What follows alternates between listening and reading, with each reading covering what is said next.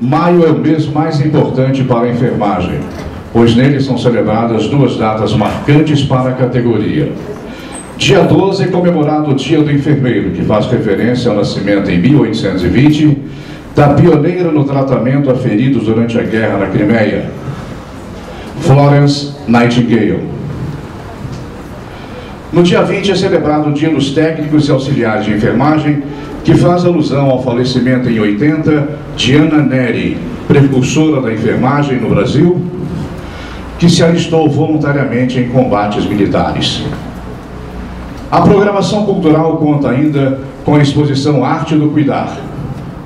Reúne 23 imagens captadas do fotógrafo Gustavo Dragunski e que ficará em exibição até o dia 30 de junho no Centro de Documentação e Memória do Corém-MG. Na esfera política, a Semana da Enfermagem também ofereceu uma oportunidade singular para que os profissionais se manifestassem e pressionassem os deputados estaduais a aprovarem projetos de lei essenciais para a categoria. Nesse sentido, no dia 17 de maio, na Praça da Estação, foi realizado um ato público em prol da valorização da enfermagem. De lá, os manifestantes organizados pelo Fórum Mineiro de Enfermagem caminharam até a Assembleia Legislativa de Minas Gerais, onde ocorreu uma audiência pública que reivindicou a aprovação de projetos de lei essenciais para a categoria. Hoje, inicia-se a programação cujo enfoque é a formação. Nesses 2 dias, serão abordados temas essenciais ao exercício profissional. Afinal, o fazer enfermagem é dinâmico, exigindo atualizações constantes. Este fazer, que por vezes demanda sacrifícios, também merece e vai ser homenageado no evento com a placa Profissional Destaque da Enfermagem, uma iniciativa que surgiu após a grande quantidade de histórias de superação, experiências empreendedoras, divulgação de livros e até de trabalhos artísticos e comunitários recebidos pelo Corém-MG. Senhoras e senhores, para a abertura desse nosso evento no primeiro dia, nós convidamos o presidente do Conselho Regional de Enfermagem de Minas Gerais, Corém-MG, o enfermeiro Dr. Marcos Rubio.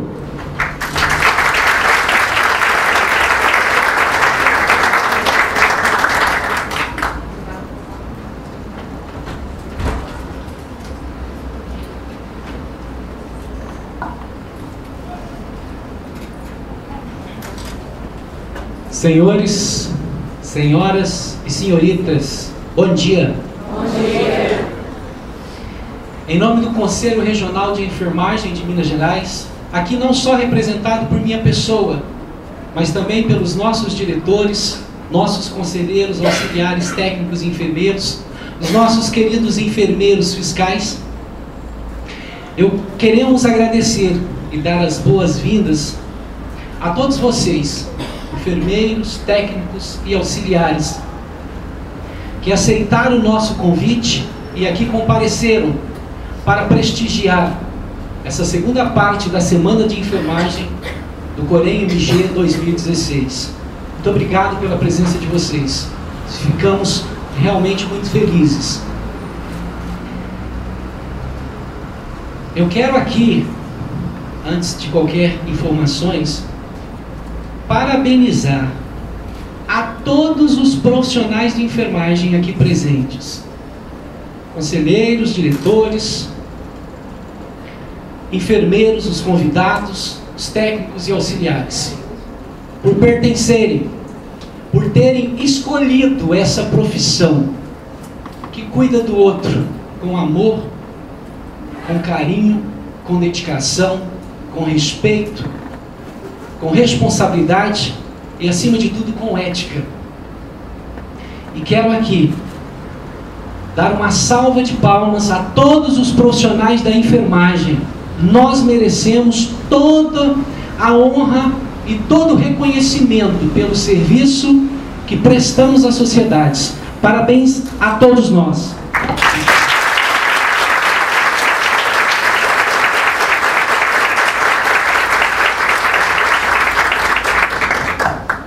como merecemos esse reconhecimento.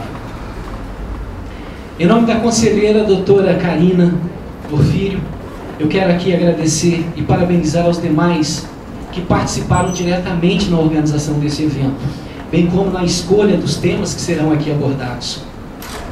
Foram contemplados temas voltados, como foi colocado pelo nosso mestre de cerimônia, Reginaldo, a atualização dos conhecimentos técnicos, científicos, éticos e culturais de nossos enfermeiros, técnicos e auxiliares de enfermagem.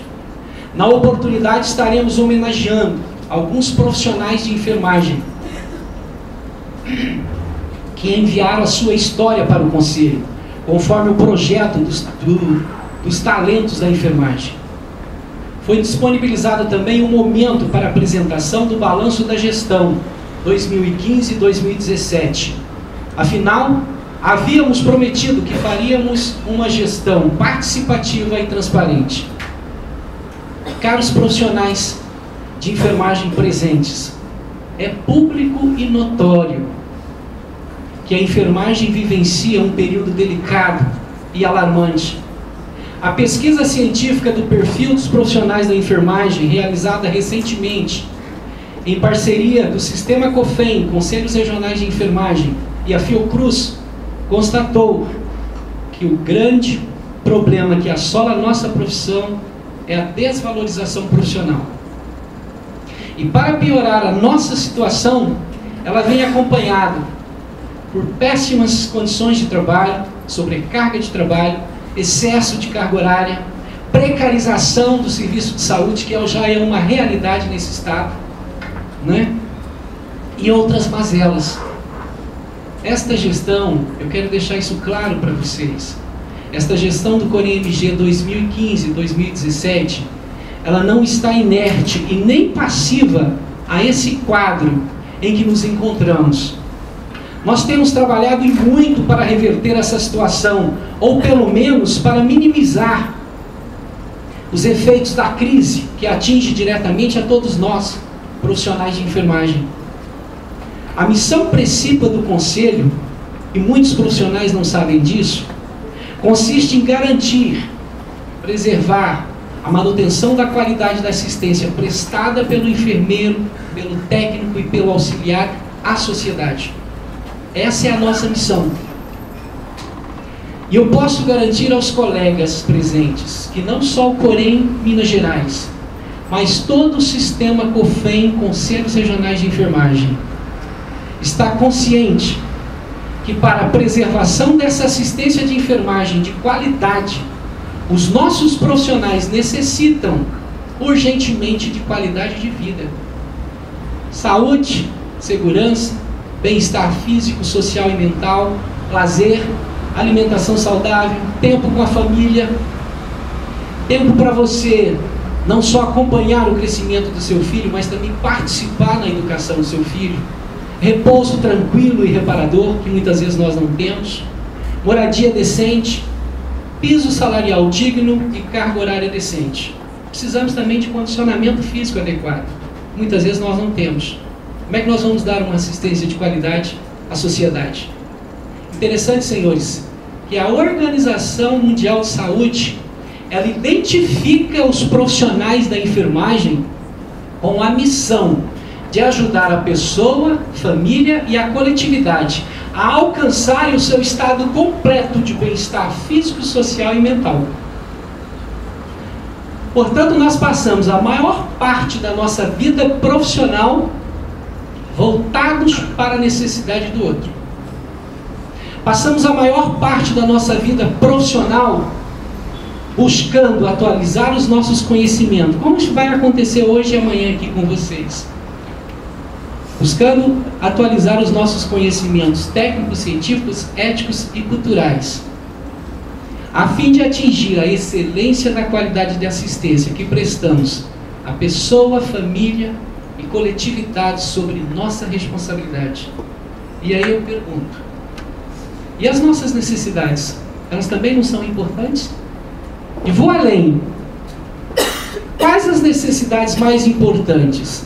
A nossa ou do paciente? É óbvio que são as nossas. Nós também envelhecemos, adoecemos e muitas vezes somos vítimas de acidentes e doenças relacionadas com o nosso trabalho. Aquela enfermagem fundamentada na caridade e na religiosidade, senhores, ficou no passado.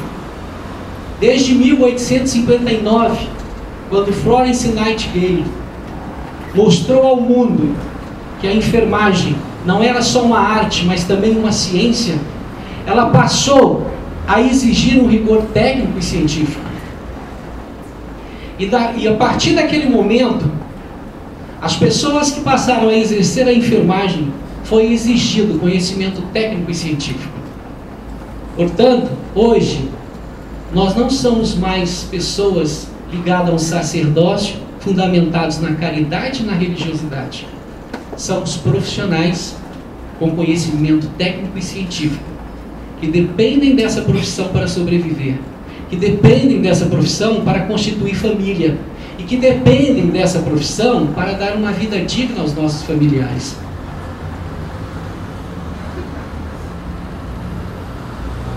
Acredito que muitos de vocês participaram ou tiveram conhecimento da passeata, como foi colocado aqui pelo Reginaldo, no dia 17/5, luta pela valorização da enfermagem, que terminou com uma audiência pública na Assembleia Legislativa. O que percebemos naquela audiência é que os políticos que têm o poder de decisão, muitos deles não estão preocupados em atender às nossas reivindicações, que são essenciais, urgentes, viáveis e justas à nossa enfermagem. Nós precisamos de um piso salarial digno e de uma carga horária decente de 30 horas. Senhores, o Corém-MG está engajado nessa luta, juntamente com o Fórum Mineiro da Enfermagem, participando ativamente das políticas públicas que estão sendo criadas em benefício de nossa profissão, tanto a nível de Estado quanto a nível de Brasil. Eu quero aproveitar o ensejo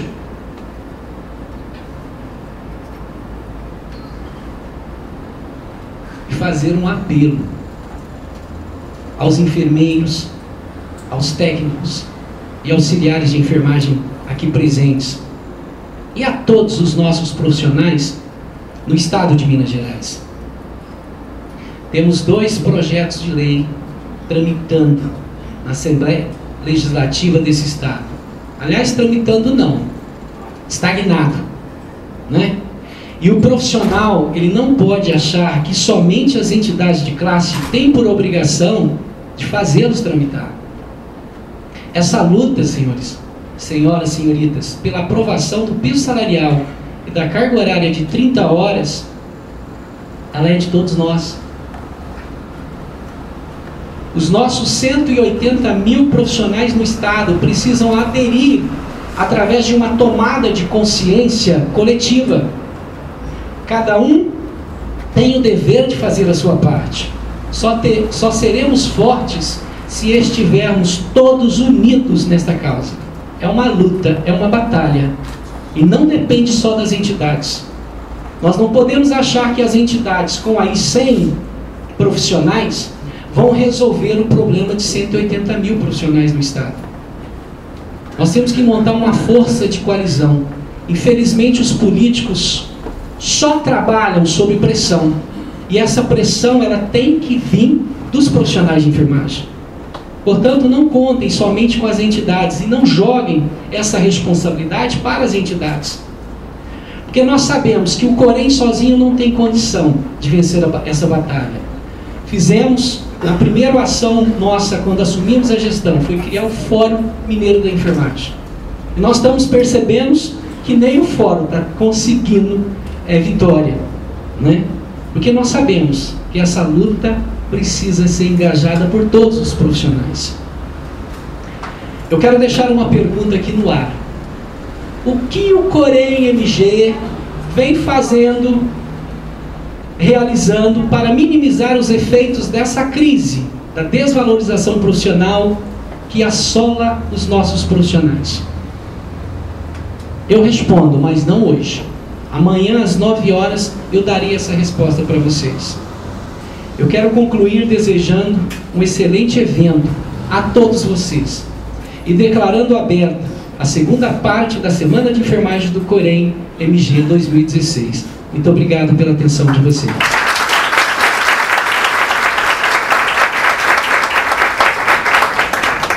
Muito obrigado, Dr. Marcos Rubio.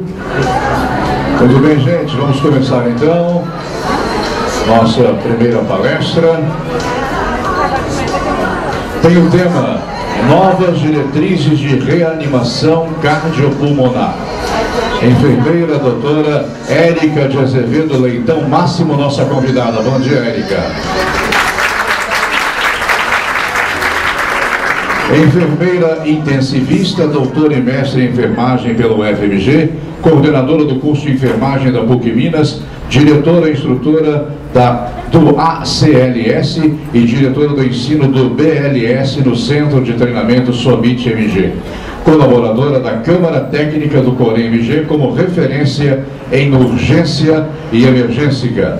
Doutora Érica de Azevedo Leitão Máximo. Muito obrigada, gente. Bom dia a todos, né? Saudações aí a todos os colegas, enfermeiros, técnicos de enfermagem, e que a gente possa fazer dessa data comemorativa, né, da Semana da Enfermagem do Corém, uma oportunidade para a gente crescer, para a gente aprender, para a gente repensar os nossos valores e a direção que a gente quer para a nossa categoria profissional. Então, gostaria de primeiramente agradecer ao presidente, o Dr. Marcos Rubio, às enfermeiras responsáveis e coordenadoras da Câmara Técnica, a enfermeira Patrícia, e principalmente também a vice-presidência e a secretaria e toda a diretoria do Corém MG. Sejam todos muito bem-vindos. Foi solicitado, né, que eu falasse sobre as novas diretrizes de reanimação cardiopulmonar. E aí, diante disso, nós vamos discutir, e eu trouxe um enfoque muito maior no BLS, que é o suporte básico de vida, do que no suporte avançado. E no decorrer da apresentação vocês vão entender o porquê desse enfoque, o motivo desse enfoque. Porque acho que às vezes, né, depois de um tempo sendo professor, a gente aprende que às vezes é melhor você falar, conseguir dar um recado bem dado, do que querer dar um recado muito maior e não conseguir alcançar todo mundo. Então, dessa forma, eu vou focar no BLS, ao final vocês vão entender por quê. Fiquem bastante à vontade, se vocês tiverem alguma dúvida, alguma pergunta, pode levantar a mão, estarei à disposição para responder. Se vocês não conseguirem entender alguma coisa que eu estiver falando no início, podem interromper e perguntar, e também no final eu vou estar à disposição para esclarecer qualquer dúvida, ok? Vamos lá. Então, diretrizes de 2015 com enfoque no BLS, no suporte básico de vida.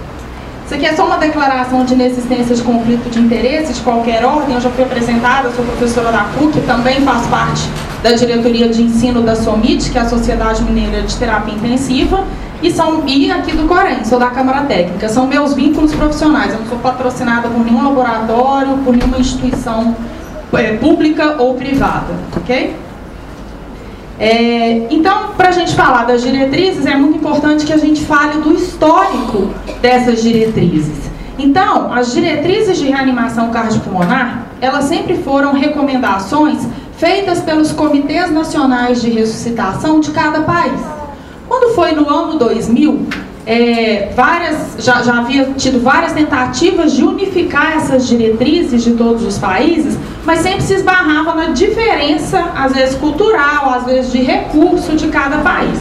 Quando foi no ano 2000, foi fundada a Liga Mundial de Ressuscitação, que tem esse símbolo aí do IUCOR, que quer dizer International League of Cardiopulmonary Resuscitation, mas é exatamente esse IUCOR. E aí, a partir do ano 2000, as diretrizes de ressuscitação, elas passaram a ser recomendações mundiais. Então, não existia mais uma recomendação que era diferente aqui no Brasil, nos Estados Unidos, em algum país da Europa, e elas passaram a ser recomendações mundiais de ressuscitação cardiopulmonar.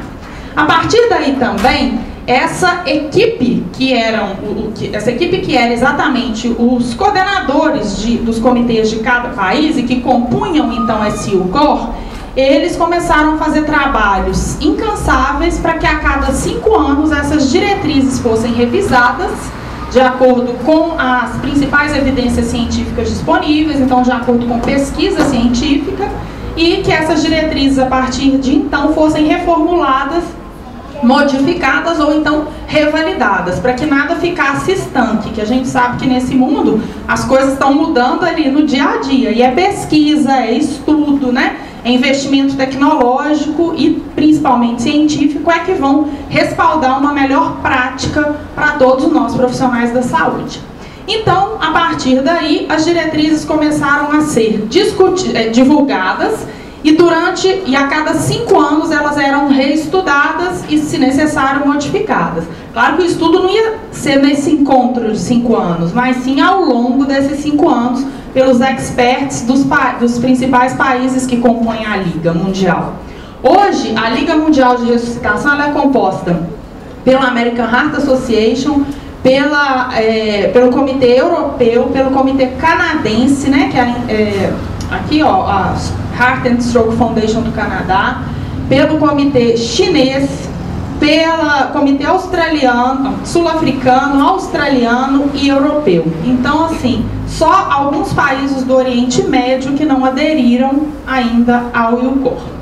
Mas exatamente por nenhuma dificuldade técnica, mas principalmente por dificuldades políticas e, enfim, das relações internacionais mesmo. E aí, essas diretrizes, elas sempre eram revisadas de acordo com os experts de cada país, como eu disse. Quando foi? Então, teve a diretriz de 2000, teve a de 2005, teve a de 2010. Quando foi para a diretriz de 2015, principalmente porque a medicina baseada em evidência, a prática baseada em evidência, a enfermagem baseada em evidência já estava, assim, emergindo mesmo como uma urgência de que a gente embasasse a nossa prática na prática baseada em evidência mesmo, então eles resolveram estender a participação não só para os experts de cada país, mas para todo mundo que quisesse opinar ou falar alguma coisa ou apresentar algum estudo nessa diretriz. E como é muito difícil reunir todo mundo do mundo inteiro que trabalha e estuda ressuscitação cardiopulmonar, eles desenvolveram uma plataforma, que é a plataforma CIRS, que é um sistema de revisão das melhores evidências. E essa plataforma ficou disponível na internet. Todo mundo que estuda ressuscitação cardiopulmonar foi convidado para poder opinar, mandar um trabalho, colocar algum resultado, enfim, alguma situação que quisesse opinar ou levantar alguma questão para que fosse revisada. E essa plataforma, então, ela tinha como alvo, né, 3 componentes básicos, que eram o paciente, qual era a intervenção que tinha que ser realizada ou que queria que fosse estudada, a comparação entre a intervenção atual e a intervenção proposta e o resultado. E a partir daí, né, com o apoio dessa CIRS, desta plataforma, para poder envolver cada vez mais experts, eles trabalharam com toda a revisão das evidências científicas usando o GRADE, que é uma classificação, como se fosse um score de avaliação das práticas baseadas em evidências. Então, só para vocês terem uma noção, quais são as classes de recomendação e quais são os níveis de evidência que existem e que as recomendações estão baseadas exatamente nesses níveis de evidência. Só importante a gente falar por que tanto trabalho com isso, porque opinião de especialista é a menor evidência científica, é a menor qualidade de evidência científica que existe. E até então as diretrizes elas eram fundadas na opinião do especialista. Tá certo que eram os especialistas mais experts do mundo, né?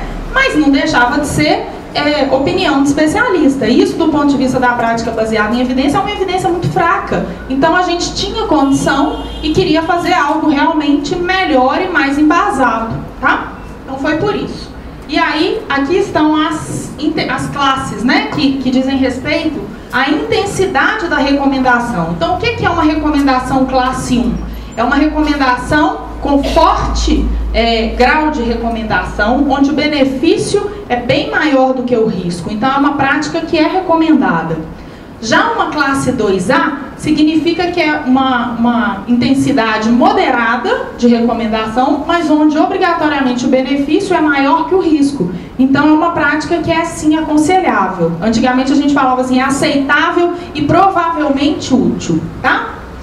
Classe 2B seria uma recomendação fraca, onde o benefício é maior que o risco, mas não necessariamente ele vai acontecer. Então é uma prática que pode ser aconselhável e que pode se considerar. Seria o aceitável e possivelmente útil. É diferente, né? Provavelmente útil e possivelmente útil. Classe 3 significa que não tem nenhum benefício ou o benefício é igual ao risco. Então isso aqui é a classificação, o grau de recomendação, classe 3, se a evidência for A ou B. É porque não tem nenhum benefício ou o benefício é igual ao risco. E também foi subdividida aqui essa classe 3 em duas fontes de recomendação, onde eu tenho classe 3 quando o nível de evidência é inferior a A e B, quando o dano é maior do que o benefício. Então, é uma prática que não deve ser considerada também. Nenhuma classe 3 é recomendada, mas a gente dividiu exatamente para poder dizer que uma não é recomendada e a outra está, assim, terminantemente contraindicada, tá? E aí, quais são os níveis que dizem respeito à qualidade das evidências?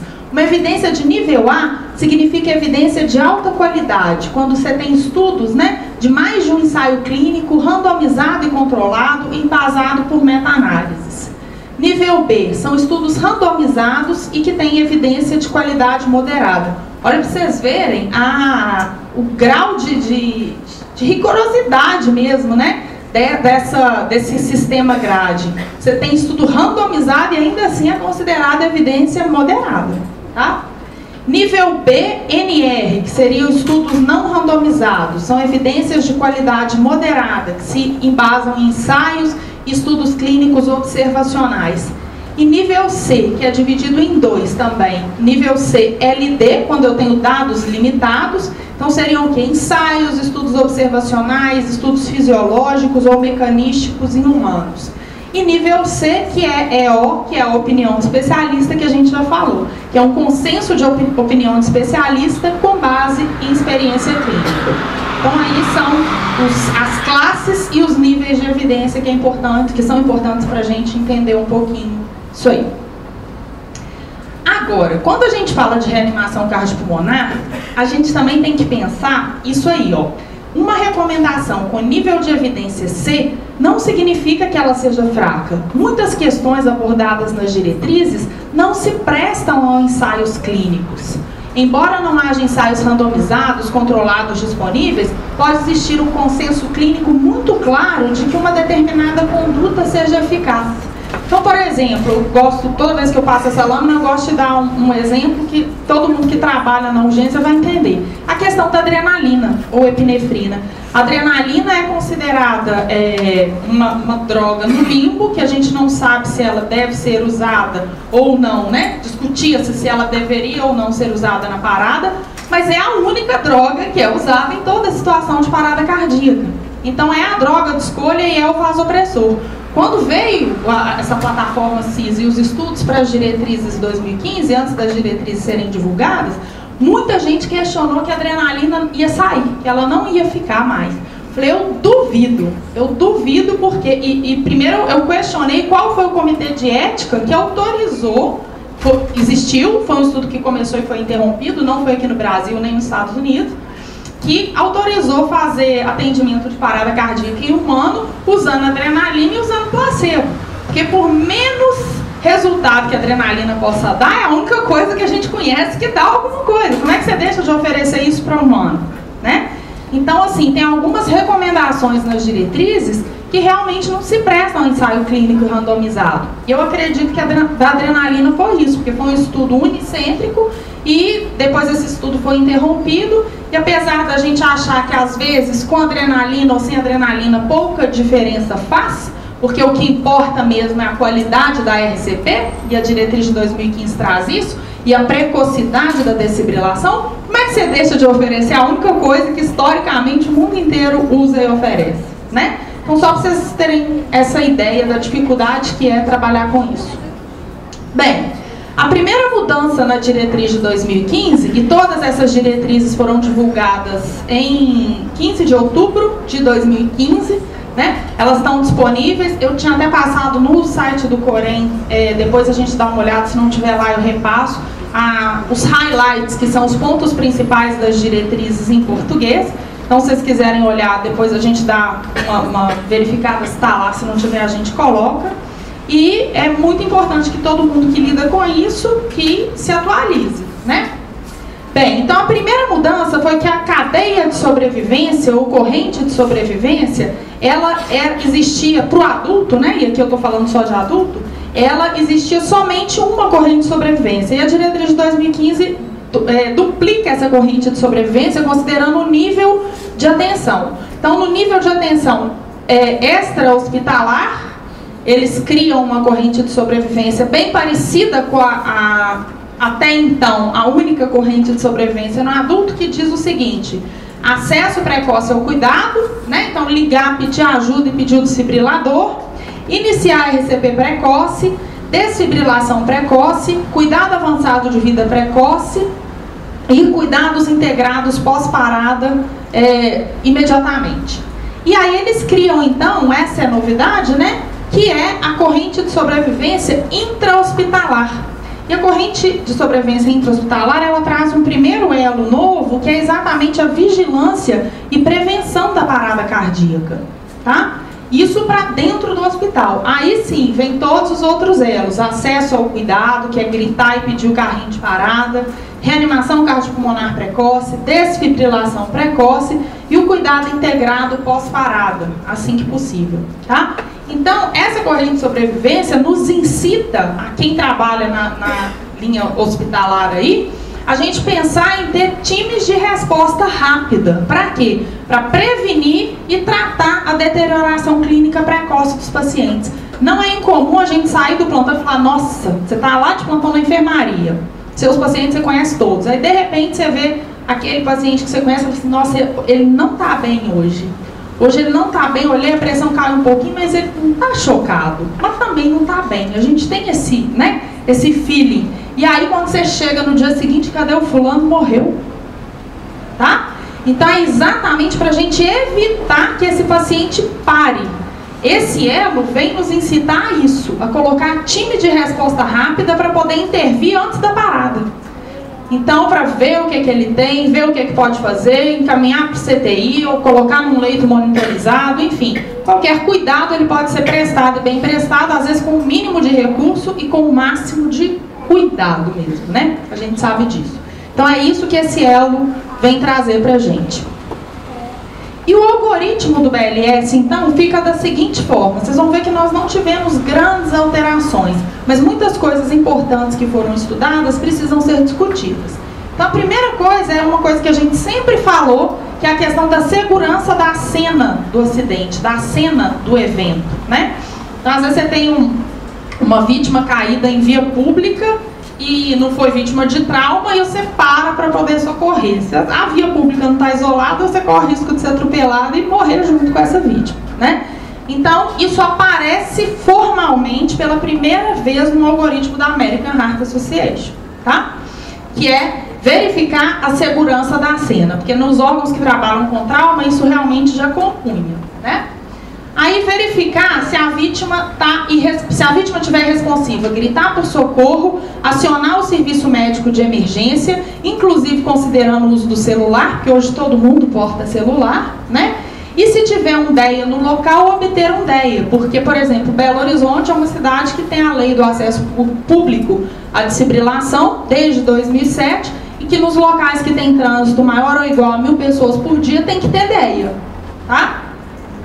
Então, obter um DEA. A partir daí, eu vou avaliar a vítima, verificar se ele respira e se ele tem pulso. Essa verificação, ela agora pode ser feita ao mesmo tempo. Eu devo gastar no mínimo 5 e no máximo 10 segundos. Então, eu olho se tem pulso e olho se o tórax se eleva. Somente isso.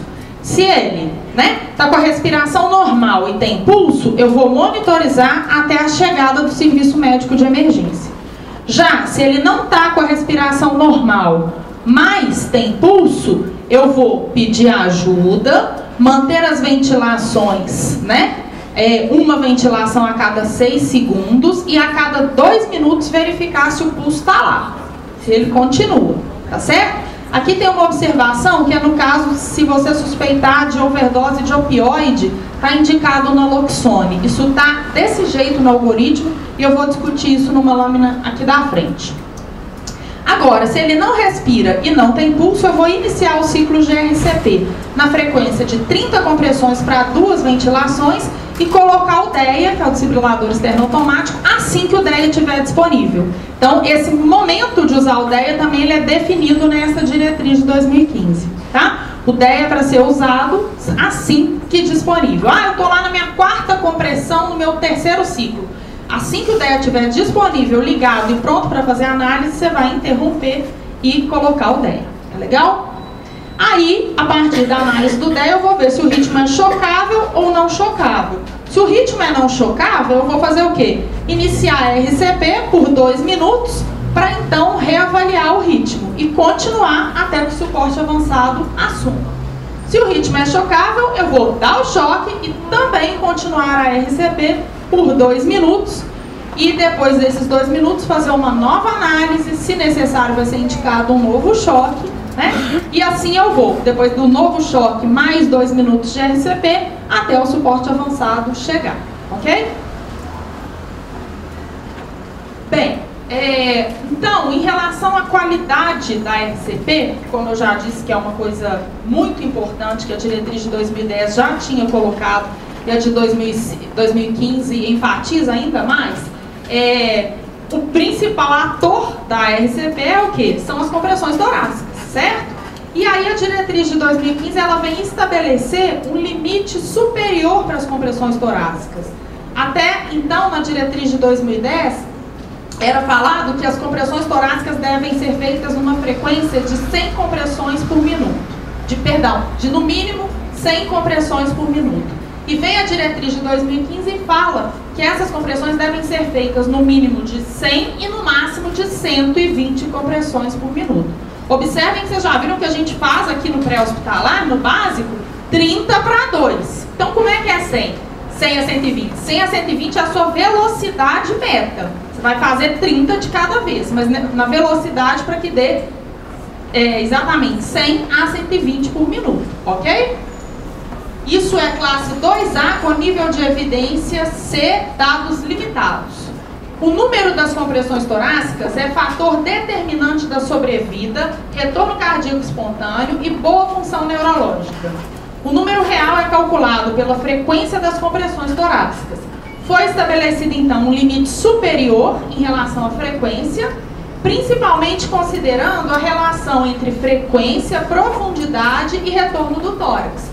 E essa recomendação se baseou principalmente no estudo do IDRIS de 2012. Então, não é que se você fizer 130 compressões, você vai matar o paciente. O que acontece é que dificilmente você vai conseguir fazer 130 compressões na profundidade correta, da forma correta e deixando o tórax voltar à posição neutra para que as câmaras cardíacas se encham novamente. Tá claro?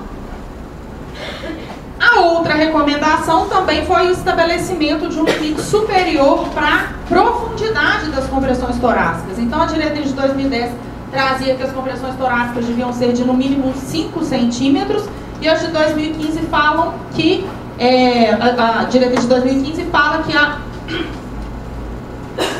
a profundidade deve ser de 5 a 6 centímetros. Isso para adulto, viu, gente?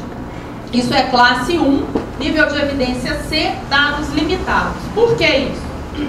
Porque as compressões geram fluxo sanguíneo pela pressão intratorácica. Quando você faz a compressão, é a compressão que vai gerar uma circulação artificial, que vai simular uma sístole e uma diástole para poder ter um mínimo de perfusão dos órgãos. O que acontece é que geralmente os socorristas não comprimem o suficiente.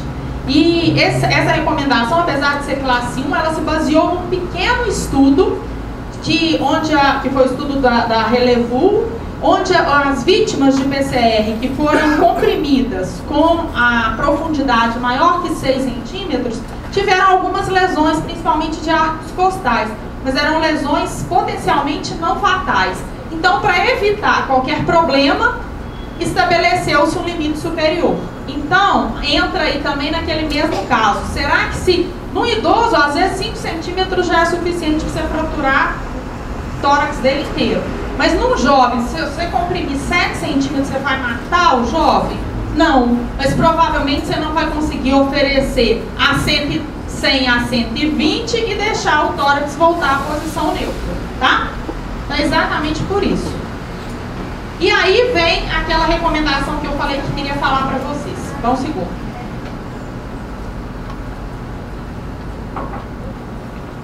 Como vocês viram, no próprio algoritmo está indicado que o socorrista, que tanto o profissional de saúde quanto o socorrista leigo devidamente treinado, que ele pode usar naloxone para vítimas com suspeita forte de intoxicação por opioide, tá? Aí a gente precisa de entender isso aqui, ó. Isso veio da diretriz, isso é real, ó. Para vítimas com dependência de opioide, conhecida ou suspeita, que não respondem, mas que têm pulso, é adequado que os socorristas leigos, devidamente treinados ou profissionais de saúde, administrem o naloxone intranasal, não tem no Brasil, ou IM, para tratamento da overdose de opioide ameaçadora da vida. Isso é classe 2A, nível de evidência C, dados limitados, mas a gente considera que a RCP padrão tem prioridade. Então isso é só para quem não responde, pode até não respirar, mas que tem pulso, porque se tiver em PCR, a RCP padrão tem prioridade, tá? Porém, isso é novo, veio agora na diretriz de 2015, e atenção com a questão de saúde pública específica de cada país. O que acontece? Nos Estados Unidos, essa recomendação veio principalmente para atender uma realidade norte-americana. Nos Estados Unidos, é muito comum a drogadição por opioide, que é a heroína, e o tratamento da drogadição com heroína é com metadona, que também é um opioide. Então é muito comum você ver morador de rua intoxicado por essas drogas. Então, aí, nesse caso, o naloxone está indicado. Mas no nosso país aqui, não. Aqui, quem que a gente vê intoxicado por opioide é um ou outro profissional de saúde que entra em drogadição, tá? Então isso não vale para a nossa realidade, esse é o meu olhar, viu, gente? Isso não vale para a nossa realidade, porque o problema de saúde pública nosso é outro, tá? Aqui as pessoas intoxicam, é álcool, é crack, são outras drogas, é cola, né? Na maioria das vezes. Mas então assim, eu acredito que leigo, nem profissional de saúde que atenda na rua, vá trabalhar muito com essa possibilidade. Mas é uma possibilidade que a gente tem que considerar, considerando que está na diretriz, quando, para aquele colega de plantão que tem um comportamento super estranho, que no plantão dele sempre some 2, 3, 4 frascos de fentanil, ampola de morfina e tudo mais, que infelizmente é uma situação real. Então, para essas situações, sim, a gente deve considerar, mas não generalizando para a saúde pública no Brasil, essa é a minha opinião. Bem, outra possibilidade é isso aqui, ó, o atraso nas ventilações. Para vítimas de parada extra-hospitalar testemunhada, o que quer dizer isso? É o cara que está em pé conversando e desmaia repentinamente, subitamente.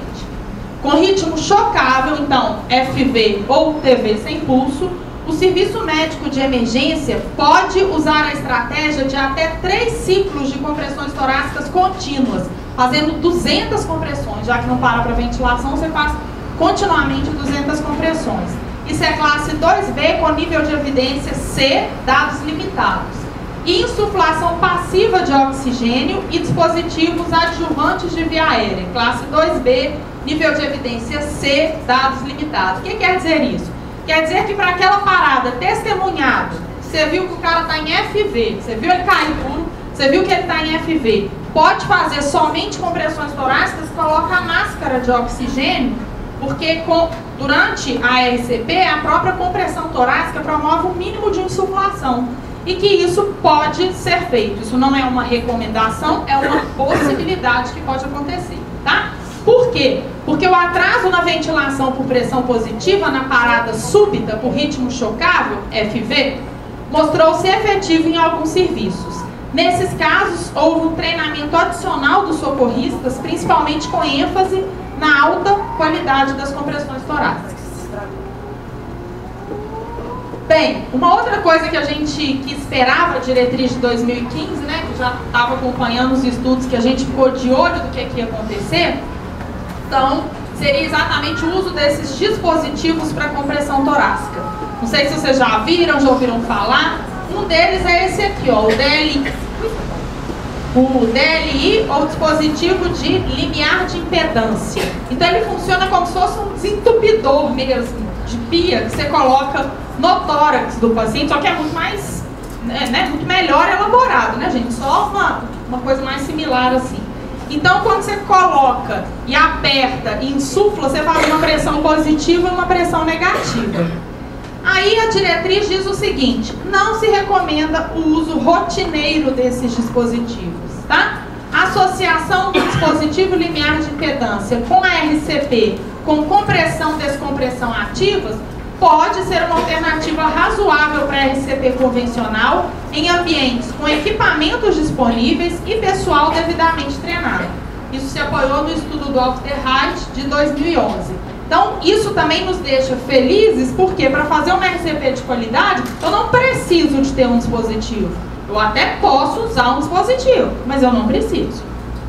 Aí só corrobora o estudo lá do Coenhoven, lá de 1960, que eu não sei se vocês sabem, da história da ressuscitação cardiopulmonar. Então, vocês não sabem e gostam desse tema, procurem lá, joguem no Google acadêmico artigos da história da ressuscitação cardiopulmonar, tá? Inclusive eu tenho um que eu publiquei na Revista Mineira de Saúde Pública, tem uns 8 anos mais ou menos, que conta exatamente esse caso, porque quem descobriu a RCP com as mãos foi um engenheiro eletricista, não foi nem um profissional de saúde, que é exatamente o Coenhoven. Então, essa diretriz aqui, né, esse estudo do Alfterheit, que veio na diretriz, ele simplesmente, que eu acho muito bacana, ele endossa uma coisa de muito tempo, porque quando esse engenheiro descobriu a RCP com as mãos, ele falou: agora qualquer um, em qualquer lugar do mundo, pode iniciar as manobras de RCP. Tudo que se necessita são as duas mãos. E aí tem um outro dispositivo, que é esse cardiopump, tá?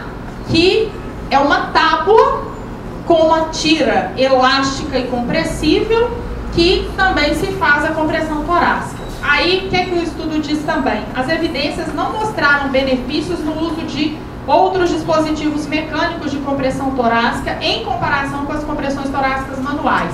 O uso desses dispositivos pode ser uma alternativa razoável para a RCP em cenários específicos, onde não é possível ou viável a RCP convencional. Por exemplo, você está transportando um paciente e no meio do transporte o paciente para, tá? Outra situação, você está na sala de CAT, na sala de cateterismo, né? Como é que você vai entrar lá com um tanto de raio? Paciente aberto, às vezes, né, com acesso à femoral. Então, é uma alternativa. PCR prolongada, num local que você não tem equipe, fadiga da equipe, né? Ou situações de risco para o socorrista. Isso é classe 2B, nível de evidência C, dados limitados. Então, como é que ficou agora, de 2015 para cá? Primeira coisa, checou a segurança da cena? Checar a responsividade, tocando na vítima e perguntando: oi, você está bem? Se a vítima não responde, eu vou chamar ajuda com o uso do celular. Isso também é bacana, porque eles falam para a gente usar o celular no Viva Voz, porque os próprios técnicos de atendentes de regulação médica devem ensinar o leigo que está pedindo ajuda a iniciar os primeiros procedimentos de RCP. Checar se o paciente respira e se ele tem pulso simultaneamente, né? Não mais do que 10 segundos. O leigo que não sabe checar pulso, ele continua aprendendo a checar o quê? Sinais de circulação, seria respiração nasal, tosse e movimentos. Maiores de 8 anos eu continuo checando pulso mesmo, né? Pulso carotídeo, porque inferior a isso a gente usa pulso braquial. Então, determinar a ausência de pulso e imediatamente iniciar as compressões torácicas. Então, localizar o ponto correto para as compressões torácicas, que é acima do apêndice tifoide, Gente, é uma coisa impressionante. Eu dou curso de RCP direto. O que acontece? Às vezes a gente fala assim, aqui, então vai lá, tá lá no manequim, acha o apêndice tifoide, pronto, marca 2 dedos, acima dos 2 dedos. As pessoas tiram os 2 dedos e põem a mão em cima.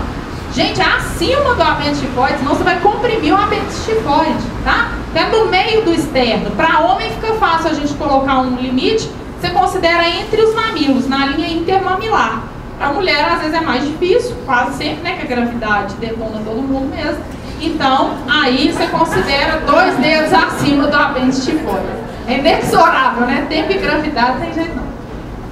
Então, aí ó, aí é o ponto, tá? Aqui que eu coloco o que a gente chama de superfície hipotenar ou calcanhar das mãos. É isso aqui, ó, que eu vou fazer. Então, se é aqui que faz força, é aqui que tem que estar no ponto correto, tá? Os dedos podem estar entrelaçados, esticados, do jeito que você quiser, desde que eles não estejam, nem dedo, nem palma da mão, estejam apoiando e fazendo força no gradil costal, tá?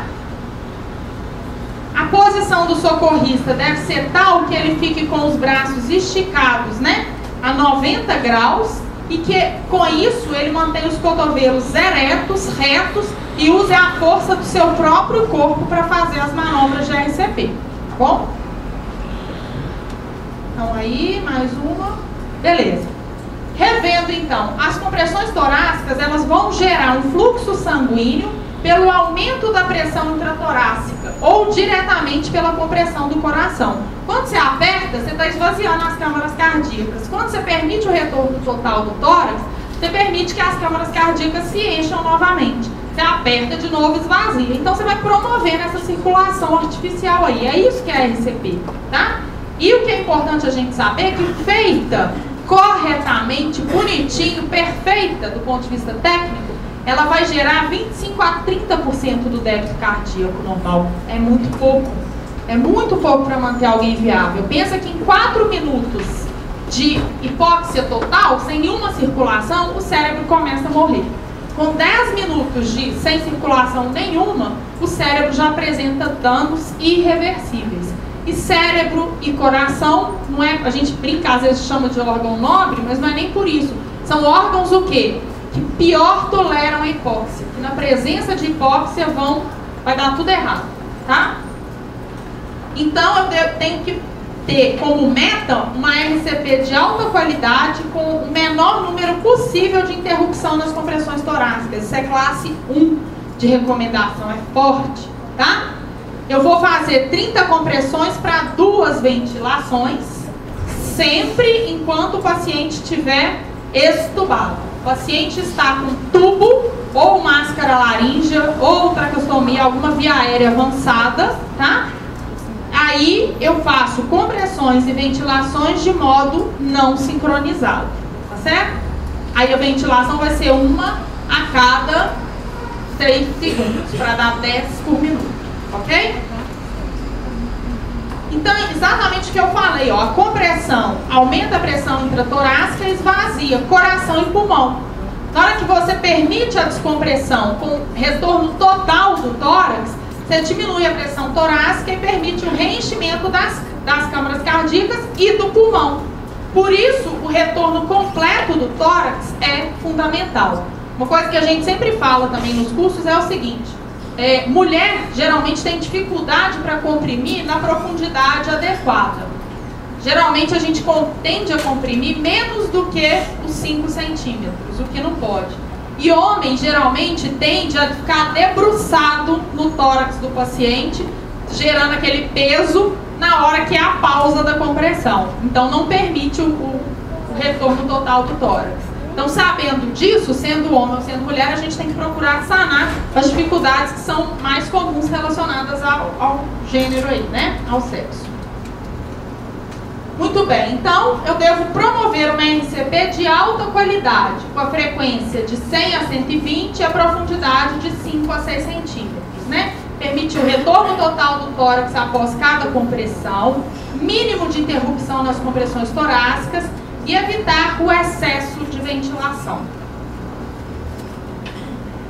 Vários Vários estudos foram realizados, né? Um deles, que é esse que eu trouxe aqui, dizem que 50% das compressões torácicas não foram suficientemente profundas, não foram realizadas durante 24 a 49% do tempo de RCP. Por isso que a gente tem que ter atenção a isso e principalmente a trocar o socorrista a cada 2 minutos ou menos se ele estiver cansado. Porque não é fácil fazer compressão torácica. O Congresso das Diretrizes, lá que foi exatamente seguido da publicação das diretrizes, que foi em Orlando, em novembro, eles tinham um boneco lá de alta fidelidade e acoplado no boneco um iPad que media exatamente qual era a profundidade e a frequência das compressões torácicas que a gente estava fazendo. Né? Eu fui, a colega que estava comigo foi e a gente fez. Olha que a gente é cobra criada, ela coordena um CTI e há muito tempo que ela está na lida também. A gente conseguiu o quê? 90, 87, 92%. Tá? De eficiência das nossas compressões torácicas. E olha que a gente é cobra criada. A gente saiu morta. A gente fez 1 minuto. 1 minuto. E a gente sai morta. Então, assim, a gente realmente tem que procurar fazer na melhor técnica possível. E não é fácil. Aí, feitas as 30 compressões torácicas, quando eu vou fazer a ventilação, eu devo abrir as vias aéreas. Lembrando que aqui a gente está considerando que não é vítima de trauma. Por isso eu posso hiperestender o pescoço e levantar o queixo. Se for vítima de trauma, não posso, é só projeção do ângulo da mandíbula. E aí eu vou fazer a ventilação. A ventilação tem que ser o suficiente para fazer o tórax expandir, tá? E aí eu vou fazer essa ventilação, 2 ventilações de 1 segundo cada, ou boca a boca se eu tiver coragem, ou usando um dispositivo de barreira, tá? Barreira facial, que é tipo um lenço facial. Ele não impede, mas minimiza, né, o risco de transmissão.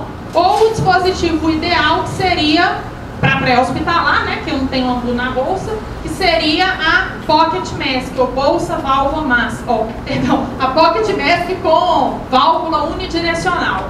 Essa sim minimiza bastante o risco de transmissão de patógenos via aérea. Ou o ideal para o nível pré-hospitalar, se você realmente é o socorrista, né? Se você não é um popular que está atendendo ali na hora. Ou mesmo para o nível hospitalar, que é o dispositivo bolsa, válvula, máscara, também conhecido como AMBU. Então a gente fala assim, AMBU é marca. AMBU é marca mesmo, mas AMBU, a própria marca AMBU, veio da abreviatura do que isso significa. Que é o quê? Assistance Manual Bag Urgence, ou bolsa de assistência ventilatória manual, tá? Então alguém falando AMBU é marca, mas também não está errado eu chamar isso aqui de AMBU, porque isso é um AMBU, tá? Mesmo se não for da AMBU. E aí eu devo combinar compressões e ventilações, 30 para 2 até a chegada do DEA. Assim que o DEA chegar, ate-o a vítima, aguarde a análise e, se indicado, dê um choque. Imediatamente reinicie o ciclo com as compressões torácicas. Bem, então a terapia elétrica, que é o uso do DEA, é o maior impacto que a gente tem em relação ao atendimento da parada cardíaca pré-hospitalar e, consequentemente, ao bom prognóstico da morte súbita, né? Mas o que a gente percebe é que tem um hiato muito grande nisso aí. Primeiro, a gente não sabe como que está funcionando esse serviço de acesso público à desfibrilação aqui na nossa cidade. Gente, eu conheço os dados de São Paulo, do metrô de São Paulo, que são excepcionais. Aqui em Belo Horizonte, curiosamente, eu nunca vi nenhuma vez alguém que falou que atendi uma parada na rua e usei o DEA. Ou fui tentar usar o DEA e o DEA não funcionou. Não sei, nunca vi não, tá? Esse é um caso americano, é uma foto cortesia de uma revista de esportes lá, de uma situação catastrófica, que foi um jogador de basquete, Gators, que morreu, teve uma FV na quadra, durante um jogo. Ele foi socorrido, uma das pessoas que estava ajudando a socorrer estava com DEA, em vez de estar usando o DEA no jogador. Ele morreu, né? Então, assim, a gente está um pouco atrasado em relação à tecnologia, sem dúvida. Mas também a tecnologia sozinha não faz nada. A gente tem que ter cabeça para, né, saber usar. E aí, uma coisa que a diretriz traz de importante, a diretriz de 2015, é a necessidade da gente conseguir que acesso público à desfibrilação não é somente poder ir em local, é garantir que a pessoa que tiver uma parada ali realmente possa ser atendida por profissionais, pode ser guarda, vigia, enfim, como é que fala? Brigadista, não importa, é garantir que o programa funcione de fato, né?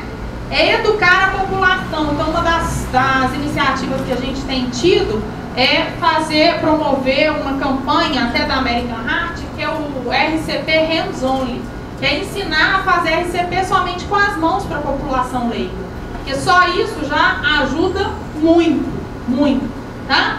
Então, a gente tem feito muitas campanhas desse nível. Quem quiser interessar, vai seguir no site da SOMIT, porque vocês podem indicar assim, posso fazer para chamar minha mãe, meu pai, minha família inteira para poder aprender a fazer RCP com as mãos.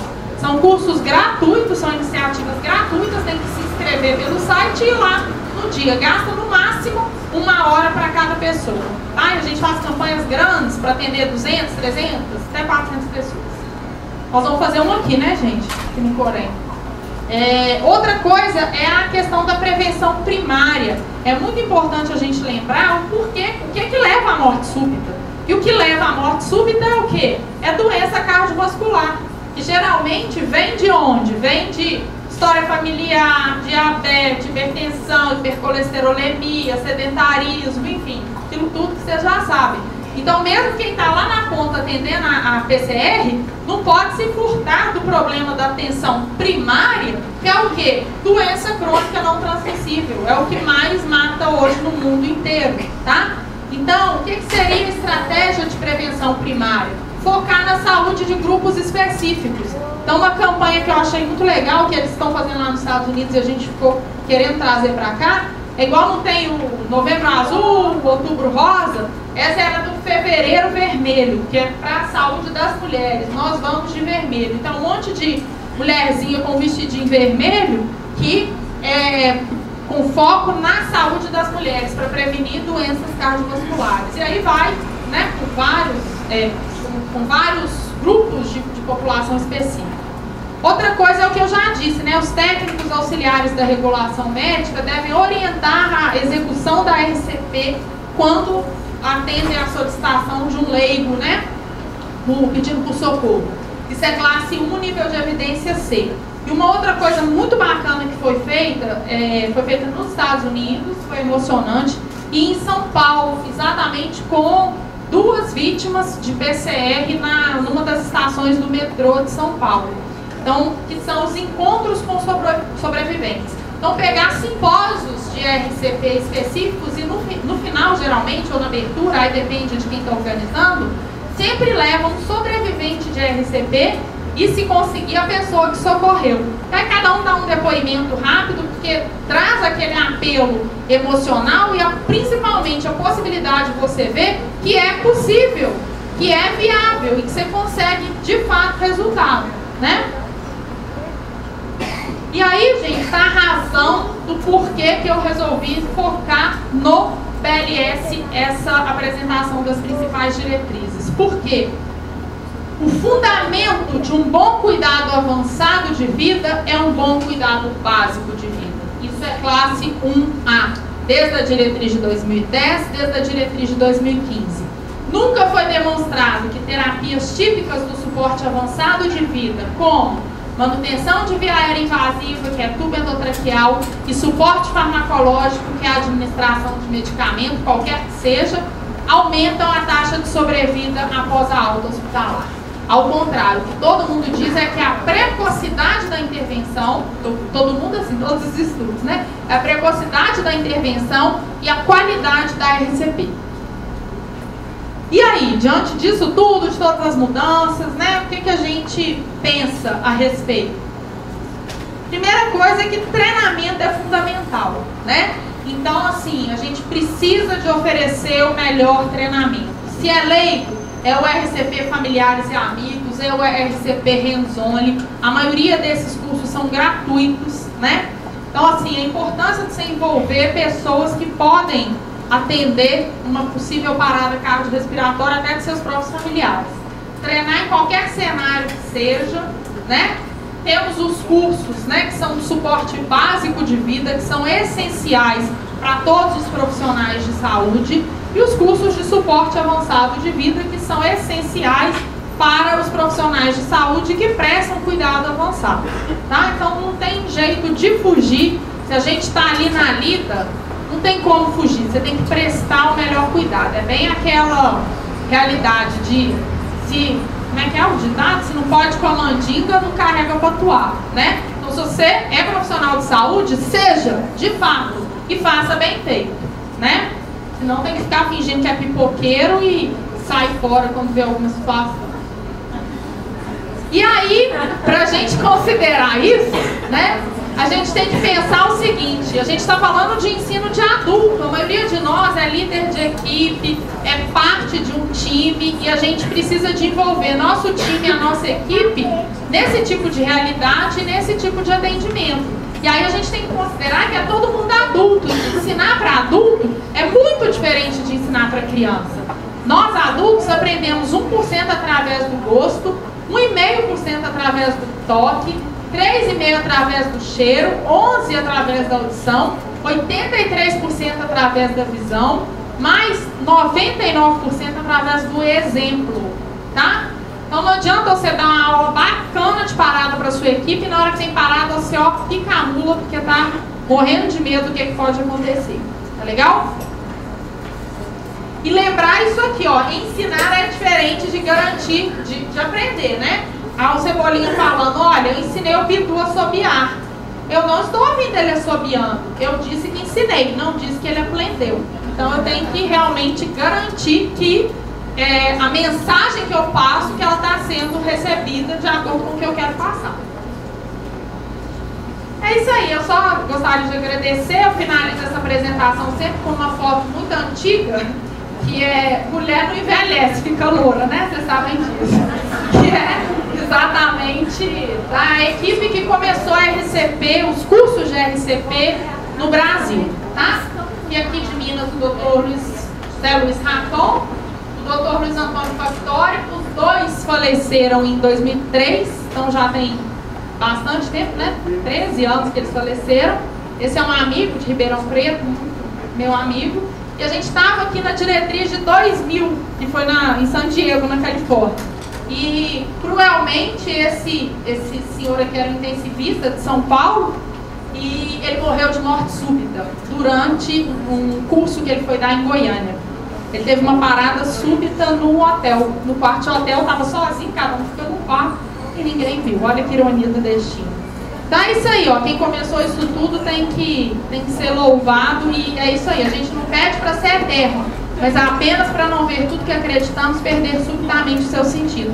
Eu queria, né, que como enfermeira, vocês procurassem resgatar aí no coração de vocês o que os levou a fazer a opção por essa profissão, e quem está meio desmotivado, que difícil, que salário ruim, que repensasse o porquê que começaram, né? Para não desistir de ser o melhor todo dia, que a gente pode ser melhor todo dia. Tá bom? Muito obrigada, bom dia.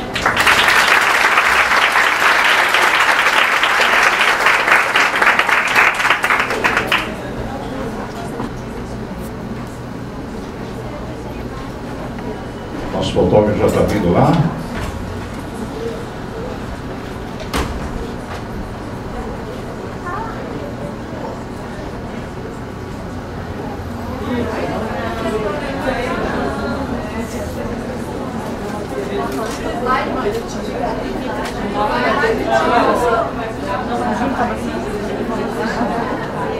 Obrigado, Patrícia. Obrigado mais uma vez, doutora Érica, pela participação. Muito bem, gente. Aproveitar que está todo mundo reunido aqui agora. Vamos ter sorteio, né? Vamos chamar agora o pessoal da Vale e a gente fazer um sorteio de brindes também, conforme combinado. Todos vocês já preencheram os cupons. Então nós teremos a participação do próximo, né? Legal.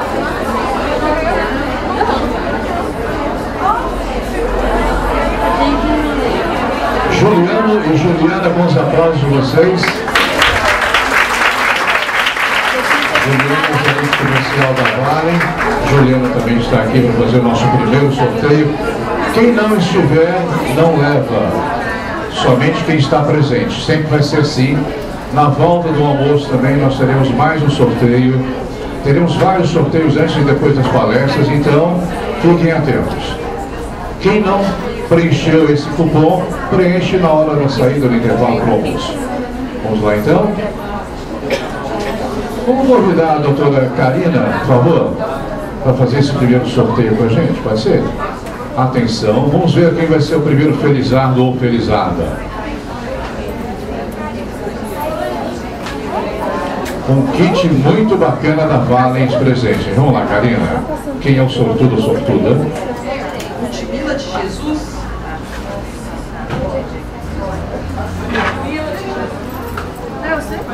Parece Ludmila, mas não é. Vamos ver.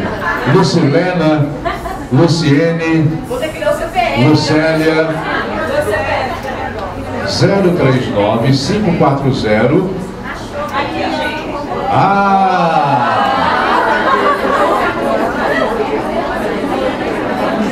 Vamos descobrir agora qual é o nome dela, gente. Lucinélia. Lucinélia, tudo bem.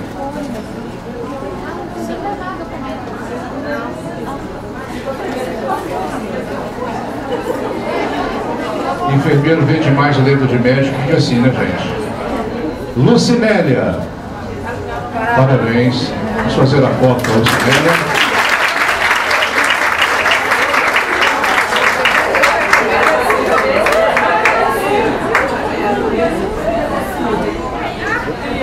Obrigado, fazer a foto legal. Vamos à foto.